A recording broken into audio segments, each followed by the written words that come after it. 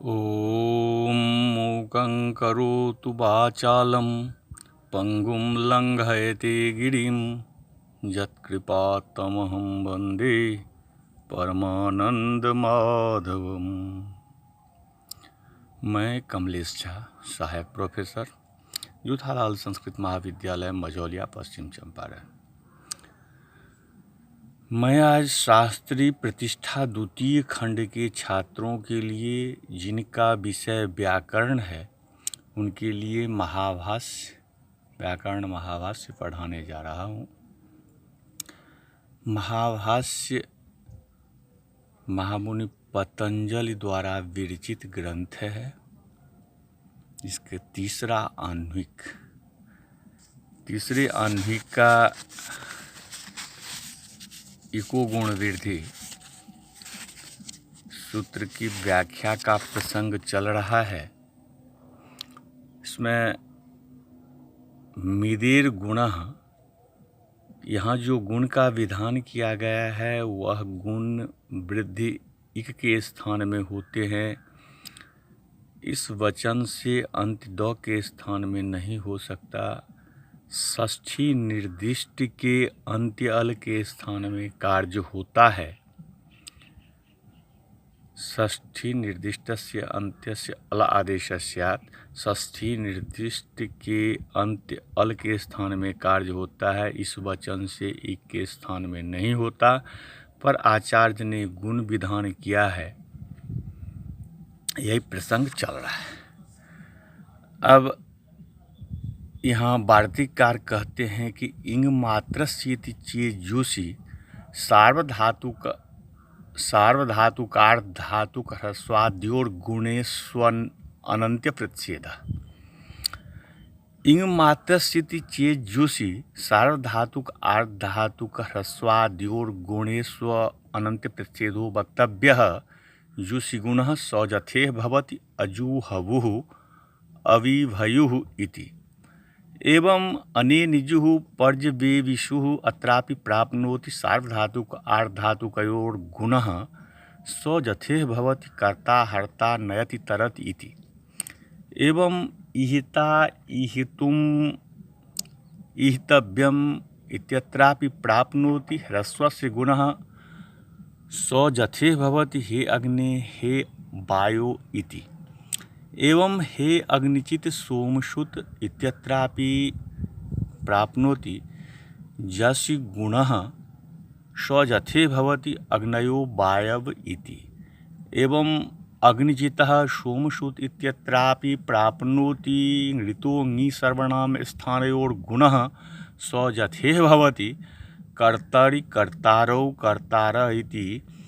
एवं सुकृति सुकृतौ सुकृतः इत्यत्रापि प्राप्नोति घेर् घीति गुणः सौजथे भवति अग्नये वायवे इति। एवं अग्निचिते सोमसुते इत्यत्रापि प्राप्नोति ओर् गुणः सौजथे भवति बाभ्रव्यो मांडव्य इति। एवं सुश्रुत सौश्रुत इत्यत्रापि प्राप्नोति नैष दोषः। अब वार्तिककार कहते हैं, यदि इक मात्र अर्थात अंत्य अथवा अनंत इक को गुण वृद्धि होते हैं, यह अपवाद पक्ष है। तो जुस परे रहते गुण सार्वधातुक आर्धातुक प्रत्यय परे रहते गुण ह्रस्वादियों को गुण उ को गुण, इन विधियों में अनंत इक को भी गुण प्राप्त होता है, उसका प्रतिषेध करना चाहिए। अब कहता है जूषि गुण सौजथे भवति अजूहवुः अविभयुः इति। जुष प्रत्यय परे रहते, जुषि चौ सूत्र से जुस प्रत्यय परे रहती, जैसे अजूहवु अविभयु में अंत्य इक को गुण होता है, वैसे ही अनेनिजु पर्जवेविषुः में अंत्य इक को भी होने लगेगा। अब सार्वधातुक आर्धातुकयोर् गुणः सौजथे भवति कर्ता हर्ता नयति तरति इति।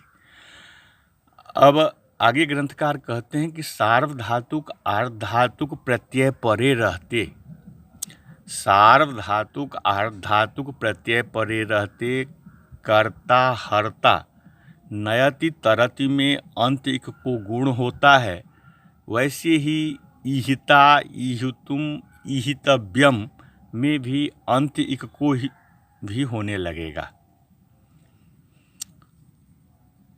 तो ह्रस्वस्य गुणः स्वजथे भवति हे अग्ने हे वायो इति।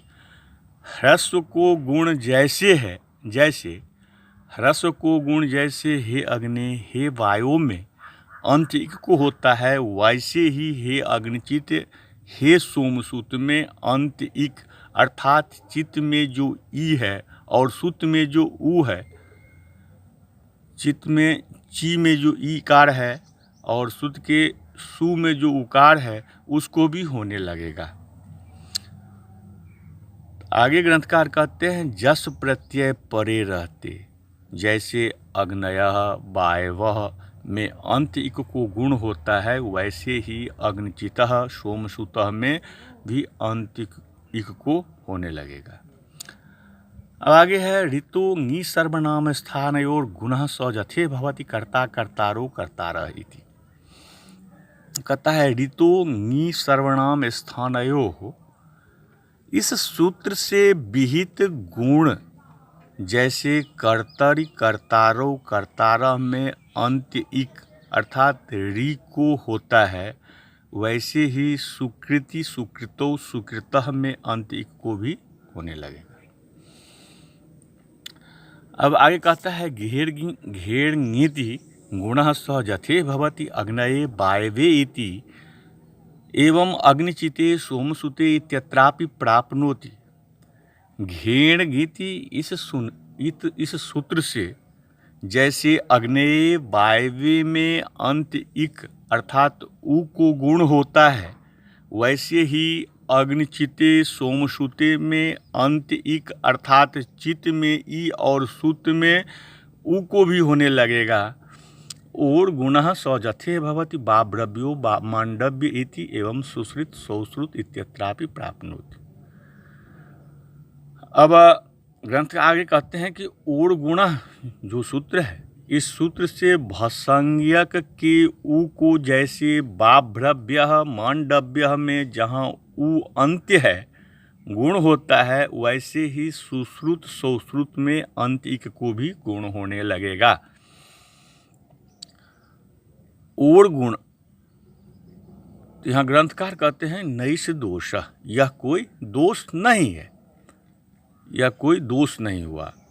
तो पुगंत लघुपद ग्रहण मनन्ति नियमार्थम, वार्तिकार कहते हैं कि पुगंत लघुपद ग्रहण मनन्ति नियमार्थम, अर्थात पुगंत लघुपद ग्रहण अनंत के नियम के लिए होगा।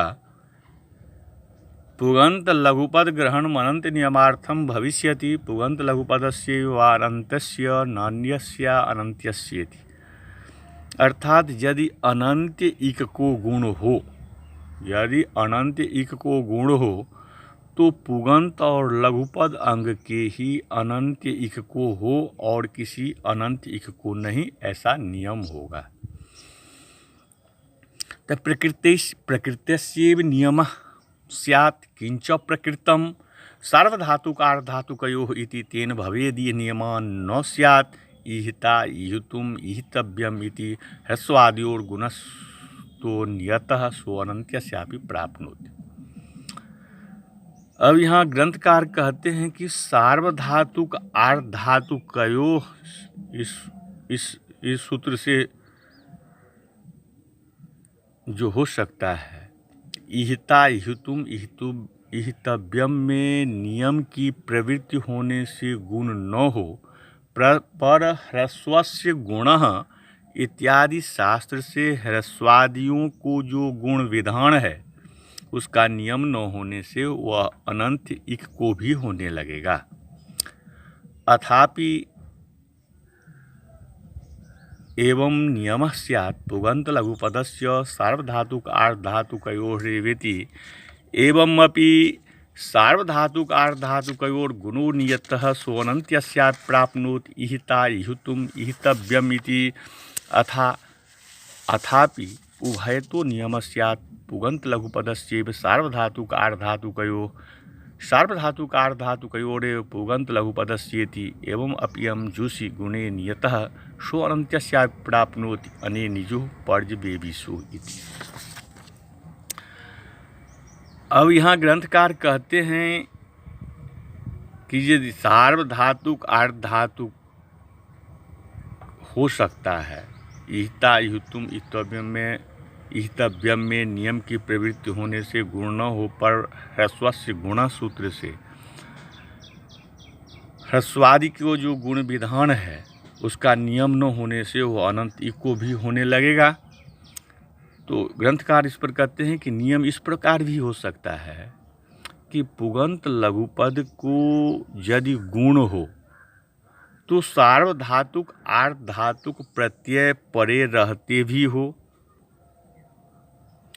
इस तरह भी सार्वधातुक आर्धातुक प्रत्यय परे रहते जो गुण विधि है उसका नियम न होगा, वह गुण अंत इक के स्थान में भी होने लगेगा, अर्थात इहिता इहितुम इहितव्यम में गुण का प्रसंग होगा। आगे ग्रंथकार कहते हैं अथवा दोनों प्रकार का अथापि उभयतो नियमः स्यात् पुगंत लघुपदस्यैव सार्वधातुक आर्धातुकयोः, अथवा दोनों प्रकार का नियम होगा कि पुगंत लघुपद को ही सार्वधातुक आर्धातुक प्रत्यय परे होने पर पुगंत लघुपद को गुण होता है, सार्वधातुक आर्धातुक प्रत्यय परे होने पर ही। ऐसा होने पर भी जुस प्रत्यय परे रहते गुण का नियम न होगा, वह अनंत इक को होने लगेगा। एवं तर्हि नायम तच्छेखः नापि तदपवादः अन्यदेवेदं परिभाषांतरम असंबंधम अनया परिभाषया। अब ग्रंथकार कहते हैं कि दोनों पक्षों में दोष होने से न तो उसका शेष है और न अपवाद। यह एक स्वतंत्र परिभाषा है जो अलवंत्य परिभाषा से कुछ संबंध नहीं रखती। परिभाषांतरम इति च मत्वा क्रोष्ट्रियाः पठन्ति। इस पक्ष में क्रोष्ट्रीय लोगों का भी समर्थन प्राप्त है। क्रोष्ट्रीय लोग इसे परिभाषांतर अर्थात स्वतंत्र परिभाषा मानकर ऐसा विप्रच्छेद वार्तिक पढ़ते हैं। नियमादि को गुण वृद्धि भवतो विप्रच्छेदेन इति। यह विधेय गुण वृद्धि का द्वित्व का सूत्र में आरोप करके भवतः में द्विवचन का प्रयोग किया गया है। यहाँ नियमादि को गुण वृद्धि भवतो विप्रच्छेदेन,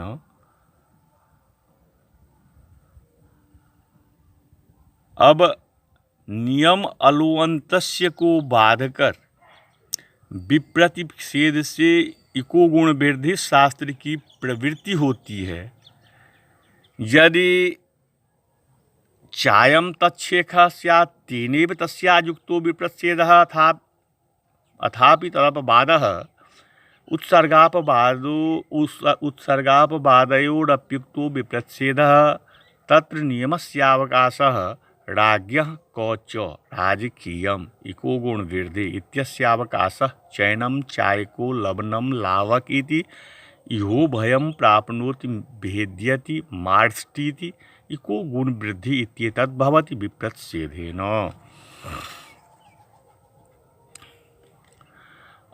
अब ग्रंथकार कहते हैं कि यदि यह इको गुण वृद्धि उसका शेष हो तो उसी के साथ इसका विप्रच्छेद अर्थात तुल्य बल विरोध युक्त न होगा। और यदि यह उसका अपवाद है तो भी उत्सर्ग और अपवाद का विप्रच्छेद अयुक्त है। नियम अलवंत्यस्य सूत्र का अवकाश है। राज्ञ कौचौ, राजन शब्द से छ प्रत्यय हो और अंत्य अल न को ककारादेश हो, सिद्ध रूप हुआ राजकीयम।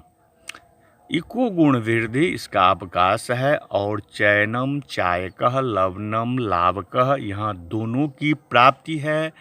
भेद्यति मार्ष्टि, इको गुण वृद्धि इसकी प्रवृत्ति होती है विप्रच्छेद से।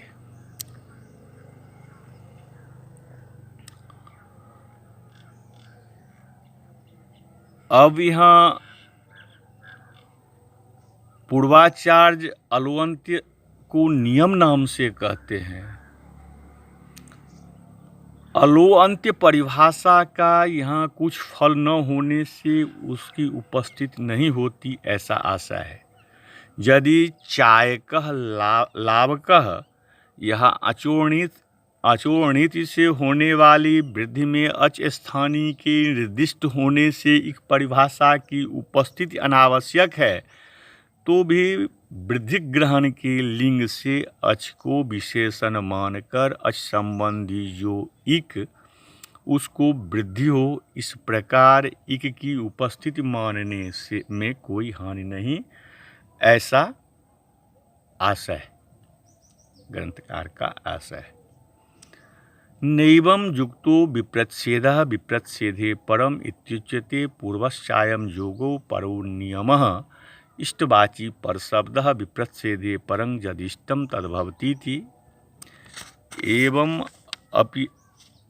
अप्युक्तो विप्रच्छेदः द्विकार्य योगो ही विप्रच्छेदः न चात्रैको द्विकार्य युक्तः नावश्यं द्विकार्य योग एवं विप्रच्छेदः किंतर्हि असंभवोपि स चास्त्यत्र असंभवः को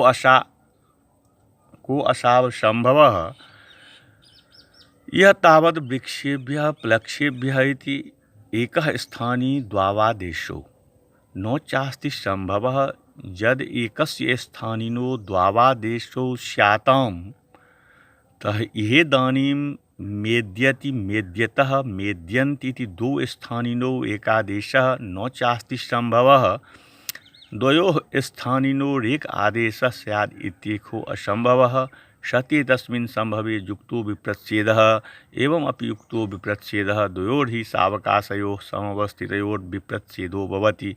अनवकाशश्चायं योगः ननु चेदानीम् एवस्यावकाशः प्रकृप्तः चैनं चायको लवनं लावक इति अत्राप नियमः प्राप्नोति। नाप्राप्ते नियमोऽयं योग आरभ्यते जावता च नाप्राप्ते नियमोऽयं योग आरभ्यते तस्यापवादोऽयं योगो भवति। उत्सर्गापवादयोश्चायुक्तो विप्रच्छेदः अथापि कथंचित् इको गुण वृद्धि इत्यस्यावकाशः स्यात्। एवमपि यथेह विप्रच्छेदादिको गुणो भवति भेद्यति मेद्यतः मेद्यन्ति एवं यहापि स्यात् अने निजुः पर्यवेविषु रीति। अब यहाँ ग्रंथकार जो कहते हैं नैवं युक्तो विप्रच्छेदः विप्रच्छेदे परम इत्युच्यते पूर्वस्यायं योगो परो नियमः। यहाँ है जो यह विप्रच्छेद युक्त नहीं, विप्रच्छेद होने पर परशास्त्र प्रवृत्त होता है। यह सूत्र इको गुण वृद्धि तो पूर्व है और नियम अलुअंत्य पर है। पर शब्द इष्टवाची है। विप्रच्छेद होने पर भी जो इष्ट रूप का साधक है वह होता है। तो भी यहाँ विप्रच्छेद युक्त नहीं।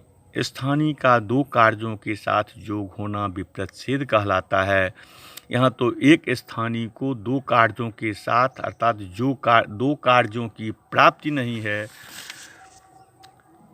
यह कोई नियम नहीं। यहाँ शास्त्रकार कहते हैं कि यह कोई नियम नहीं कि दो कार्यों की जुगपत एक समय प्राप्ति ही विप्रच्छेद होता है। तो क्या असंभव भी विप्रच्छेद होता है, वह संभव यहाँ है।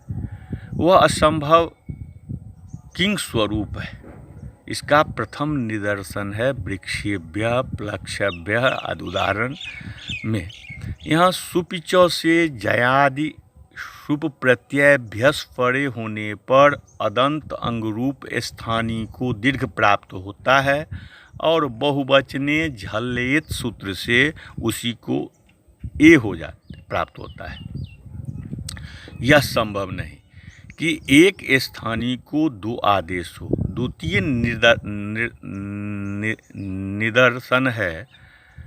निदर्शन है कि मेद्यति मेद्यतः मेद्यन्ति यहाँ दो स्थानी हैं और एक आदेश है। इको गुण वृद्धि से मिद का दो स्थानियों को एक आदेश हो, सो इस प्रकार से असंभव के होने से विप्रच्छेद युक्त ही है। अब द्विकार्य, यह बहुब्रीहि है। द्वाभ्याम कार्याभ्याम योगे द्वाभ्याम कार्याभ्याम योगो यस्य स्थानिनः स द्विकार्य योगः। इसका विप्रच्छेद के साथ समानाधिकरण इस तरह से हुआ कि विप्रच्छेद का विषय होने से स्थानी को ही विप्रच्छेद कह दिया है।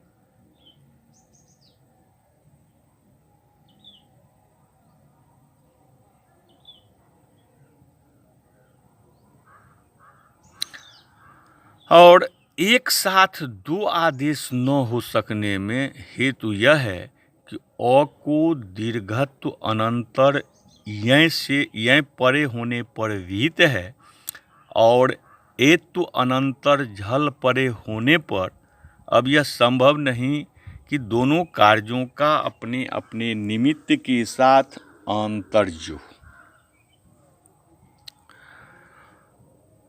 आगे ग्रंथकार कहते हैं कि एवं अपयुक्तो विप्रच्छेदः द्वयोर्हि सावकाशयो संवस्थितयोर्हि विप्रच्छेदो भवति अनवकाशश्चायं योगः। ऐसा होने पर भी विप्रच्छेद अयुक्त ही है, कारण कि अपने अपने विषय में सावकाश अर्थात चरितार्थ एकत्र युगपद प्राप्त दो विधि शास्त्रों का विप्रच्छेद होता है। यह जो इको गुण वृद्धि सूत्र तो अनवकाश है, इसका अलुवंत्य से अनवरुद्ध न घिरा हुआ स्वतंत्र विषय नहीं है। ननु चेदानीम एवास्यावकाशः प्रकृप्तः चैनं चायको लवणं लावक इति। अभी इसका अवकाश दिखाया गया है। चैनं चायकः लवणं लावकः, यहाँ भी अलुवंत्यस्य की परिभाषा की प्राप्ति है, अलुवंत्यस्य सूत्र की। इसकी प्राप्ति होने पर ही इको गुण वृद्धि इस सूत्र का आरंभ है। जावता च ना प्राप्ति नियमे अयम योग आरभते ततश्चायपवादोऽयं योगो भवति। कहता है इसकी प्राप्ति होने पर ही इको गुण वृद्धि सूत्र का आरंभ है। चूंकि अलुवंती की प्राप्ति होने पर ही इसका आरंभ होता है, अतः जेन ना प्राप्ते जो विधि आरभ्यते स तस्य बाधको भवति। इस न्याय से अतः जेन ना प्राप्ते जो विधि आरभ्यते स तस्य बाधको भवति, इस न्याय से यह इको गुण वृद्धि अलुवंत्य का अपवाद ठहरता है और उत्सर्ग और अपवाद का विप्रच्छेद युक्त नहीं। और यदि किसी प्रकार ज्यों त्यों अर्थात अलुवंत्य की प्रवृत्ति का कुछ फल न होने से उसकी अप्रवृत्ति मानकर इको गुण वृद्धि इसका स्वतंत्र अवकाश मिल जाए तो भी जैसे पूर्व विप्रच्छेद में मेद्यति मेद्यतः मेद्यन्ति में इको गुण वृद्धि इक को गुण होता है। इस उदाहरण में मेद्यत मेद्यतः मेद्यन्ति में इक के इक को गुण होता है, इक के स्थान में गुण होता है, तो वैसे ही अने निजु पर्ज बे विशु में भी इक को गुण होने लगेगा। एवं तर्हि वृद्धिर्भवति गुणो भवति इति यत्र ब्रूयात् इक इत्येतत् तत्रोपस्थितं द्रष्टव्यं। किं कृतः भवति द्वितीया षष्ठी प्रादुर्भाव्यते तत्र कामचारः गृह्यमानेन वेकं विशेषयितुम्। इकावा गृह्यमानं जावता कामचारः इह तावन् मिदि मृज पुगन्त लघुपदर्क्षि दृशि क्षिप्र क्षुद्रेषु गृह्यमानमिकं विशेषयिष्यामः एतेषां ज इगेति। इहेदानीं जुषि सार्वधातुक आर्धातुको ह्रस्वाद्योर् गुणेष्विका गृह्यमानं विशेषयिष्यामः एतेषां गुणो भवति इकः इगन्तानाम् इति। अब यहाँ सिद्धांत पक्ष है। सिद्धांत पक्ष कहता है कि ऐसा समझना चाहिए कि जहाँ सूत्रकार यह कहे कि वृद्धि हो, गुण हो, वहाँ इक यह पद उपस्थित हो जाता है, इसे पदोपस्थित पक्ष कहते हैं, ऐसा समझना चाहिए। इससे क्या होता है, एक दूसरा षष्ठ्यंत पद उपस्थित हो जाता है। ऐसा होने पर वह यह स्वेच्छाचार है कि चाहे हम गृह्यमान सूत्र में पढ़े हुए षष्ठ्यंत पद को विशेषण मानकर इक को उसका विशेष्य माने, अथवा इक को विशेषण तथा गृह्यमान षष्ठ्यंत पद को विशेष्य पहली अवस्था में अंगस्य यह अवयव षष्ठी होगी, दूसरी अवस्था में अंगस्य स्थान षष्ठी होगी और इक के विशेषण होने से तदंत विधि होगी, अर्थात इगंत अंग को कार्य होगा। इससे सर्वेष्ट सिद्धि हो जाएगी, सबों की इष्ट सिद्ध हो जाएगी। मेदि मृजि पुगंत इत्यादि वार्तिक में मेदि मृजि पुगंत लघु पदर्क्षि दृशि क्षिप्र क्षुद्रेषु गृह्यमानमिकम्, इस वार्तिक में पढ़े हुए शब्दों से इक को विशिष्ट करेंगे। अर्थ होगा इनका जो अवयव उसे गुण होता है। जुषि सार्वधातुक इत्यादि से इक से गृह्यमान पढ़े हुए स्थानीय शब्दों को विशिष्ट करेंगे। अर्थ होगा इनको गुण होता है, इग विशिष्ट अर्थात इगंतों को। अथवा सर्वत्रैवात्र स्थानीय निर्दिश्यते, यह तावन मिदेरित्य विभक्ति को निर्देश मिदः एह मिदेरिति अथवा षष्ठी समासो भविष्यति मिदः ई मिदि मिदेरिति। अथवा इन यूँ कहिए जो इन सब में स्थानीय का निर्देश पहले ही हुआ है, तो कहता है जो कैसे, तो मिद को ही पहले लीजिए। यहाँ मिदेह में मिद और विभक्तिक निर्देश है,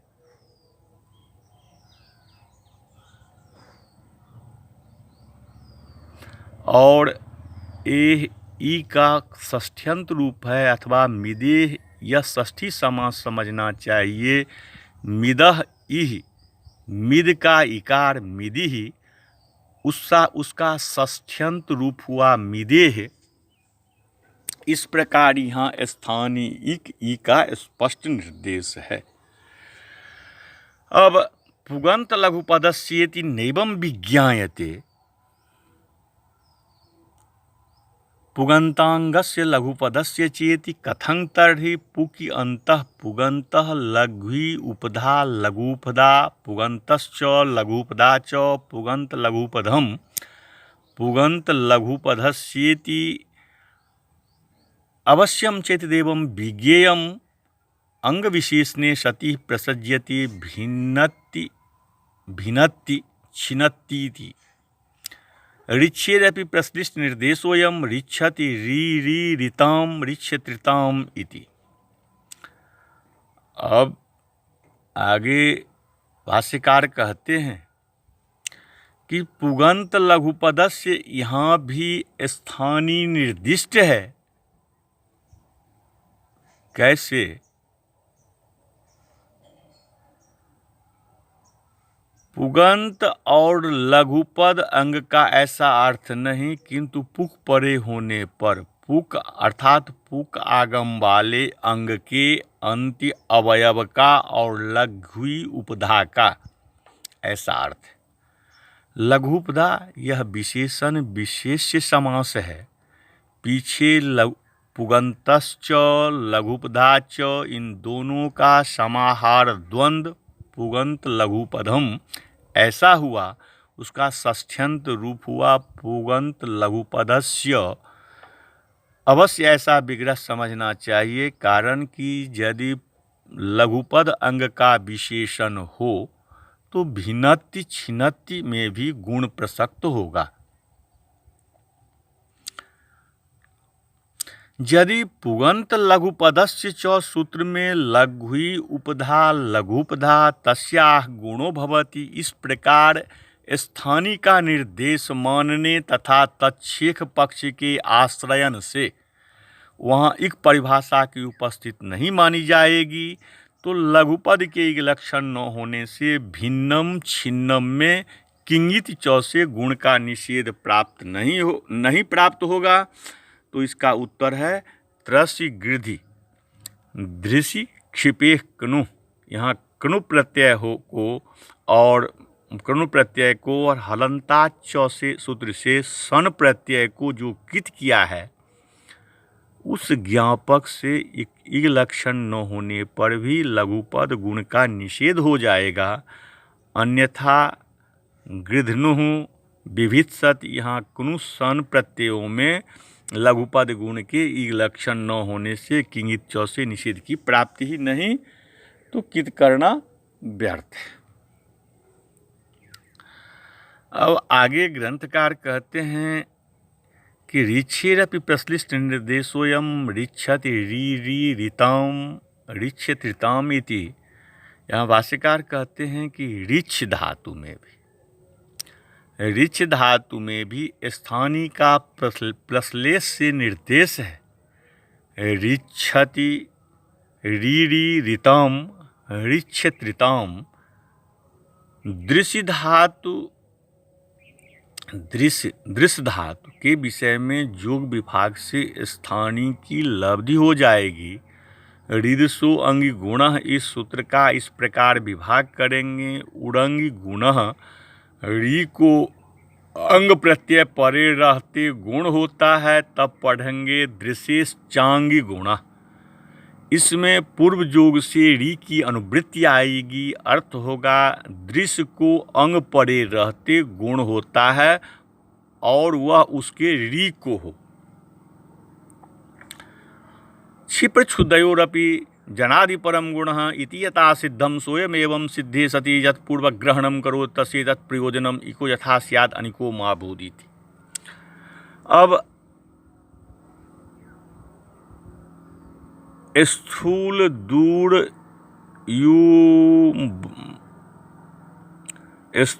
दूर युव क्षुद्र क्षिप्राणाम जनादि परं पूर्वस्य च गुणः। इस सूत्र में यहाँ भी क्षुद्र और क्षिप्र के विषय में स्थानी का निर्देश किया हुआ है। यहाँ जनादि परं गुणः ऐसा न्यास करने से भी लोप और उ ई को गुण हो जाते। फिर जो पूर्व ग्रहण किया है उसका प्रयोजन यह है कि गुण इक को हो और इक से भिन्न व्यंजन को न हो। अथ वृद्धिग्रहणं किमर्थं किं विशेषेण वृद्धिग्रहणं चोद्यते न पुनर्गुणग्रहणम् अपि। यदि किंचित गुणग्रहणस्य प्रयोजनम् अस्ति वृद्धिग्रहणस्यापि तद्भावितुम् अर्हति को वा विशेषः। अब यहाँ विचारणीय विषय यह है कि यदि इको गुण वृद्धि में वृद्धि ग्रहण का क्या प्रयोजन है।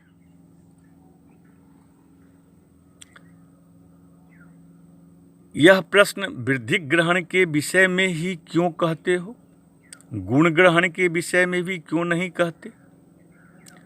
यदि सूत्र में गुण ग्रहण का कुछ प्रयोजन है ऐसा समझते हो तो वृद्धि ग्रहण का भी हो सकता है, अथवा इनमें क्या अंतर है? अयम अस्ति विशेषः गुणविधो न क्वचित् स्थाने निर्दिश्यते त्रावश्यम स्थाने निर्देशार्थम गुणग्रहणं कर्तव्यम वृद्धिविदो पुनः सर्वत्रैव स्थाने निर्दिश्यते अचोणीति अतुपधायाः तद्धिते स्वचामादेः इति अत उत्तरम पठति। अब भाष्यकार कहते हैं कि अंतर यह है कि गुण विधि में स्थानीय का निर्देश किसी स्थल में हुआ है, किसी में नहीं भी हुआ। यहाँ स्थानीय के निर्देश के लिए गुण ग्रहण अवश्य ही करना चाहिए। वृद्धि विधि में तो स्थानीय प्रायः सर्वत्र निर्दिष्ट हैं, जैसे अचोणिति सूत्र, अतुपधाया सूत्र और तद्धिते स्वचामादेह में वृद्धि ग्रहण के विषय में प्रश्न युक्ति ही है। वृद्धि ग्रहणम उत्तरार्थम।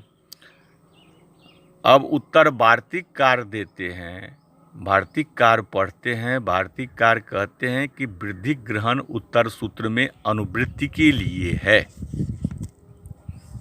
वृद्धि ग्रहणं क्रियते किमर्थम उत्तरार्थम किंगित इति विप्रच्छेदं वक्ष्यति स्ववृद्धिरपि यथा स्यात् कश्चिदानीं किंगित प्रत्ययेषु वृद्धेः प्रसंगः जावता णेति इत्युच्यते।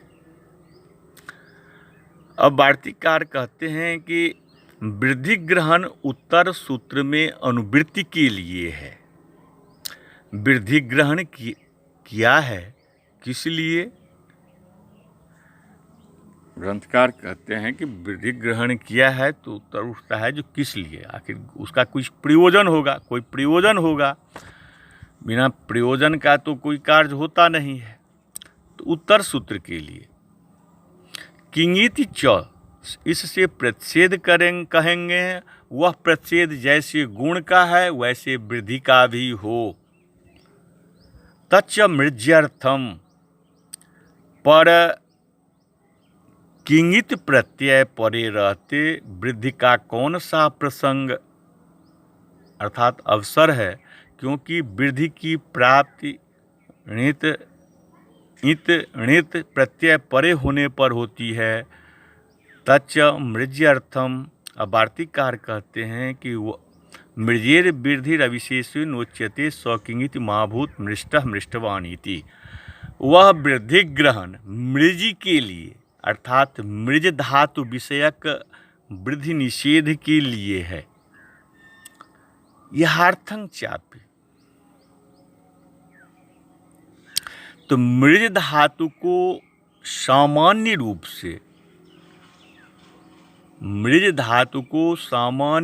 से प्रत्यय विशेष अर्थात मृज धातु को सामान्य रूप से अर्थात प्रत्यय विशेष का आश्रयन किए बिना वृद्धि विधान की है। अतः वृद्धि किंगित प्रत्यय परे होने पर न हो। मृष्टः मृष्टवान। यहार्थं चापि। यहाँ वार्तिककार कहते हैं कि मृज वृद्धि के लिए भी यहार्थं चाप मृज्यर्थम वृद्धि ग्रहणं कर्तव्यम मृजेर्वृद्धिरविशेषेणोच्यते सेको यथा स्यात् अनिको मा भूदिति। अर्थात मृजेर वृद्धि के लिए भी वृद्धि का ग्रहण करना चाहिए। मृज को वृद्धि सामान्य रूपेण अर्थात इष्ट स्थानीय का उच्चारण किए बिना विधान की गई है। वह इक को हो, इक भिन्न को न हो।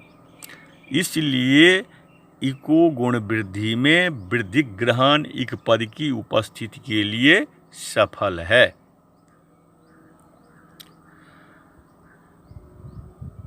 आगे वार्तिककार कहते हैं मृज्यर्थम इति चेद्योग विभागात् सिद्धम। मृज्यर्थम इति चेद्योग विभागः करिष्यते मृजेर्वृद्धिरचः ततः णीति च वृद्धिर्भवति अचः इत्येव। यदि अचो वृद्धिरुच्यते नियमार्थ अटोपि वृद्धि प्राप्नोति। अब यहाँ वार्तिकार कहते हैं कि मृज के इक को वृद्धि हो, इसलिए वृद्धि ग्रहण किया है। यदि ऐसा कहते हो तो वह तो कुछ प्रयोजन नहीं, क्योंकि योग विभाग से ही इष्ट सिद्ध हो जाएगा। तो मृज के लिए यदि कहते हो तो यहाँ योग विभाग कर लेंगे। मृधेर वृद्धि रचः, ऐसा एक योग पढ़ेंगे, अर्थात अगले सूत्र का अचः इस पूर्व योग के साथ पढ़ेंगे। इसके अनंतर नीति यह पढ़ देंगे। इसमें पूर्व योग से अचः की अनुवृत्ति आ जाएगी। तो अटिचोक्तम, यदि यहाँ वृद्धि अच को विहित है, तो ऐसा कहते हो तो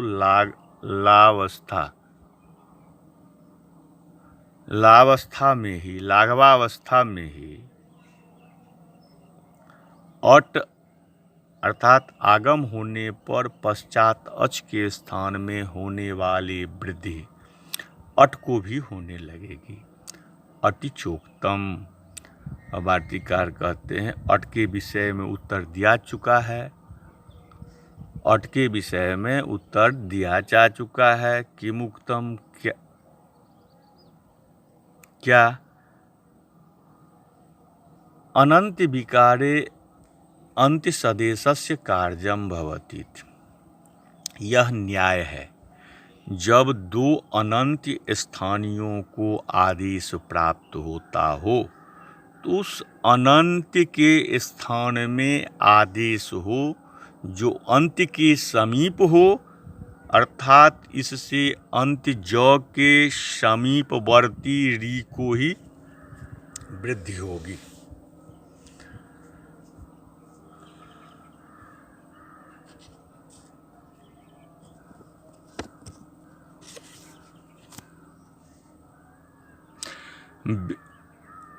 इस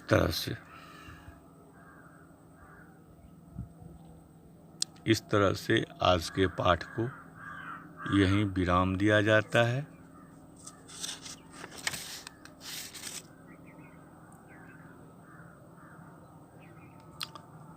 नमस्कार।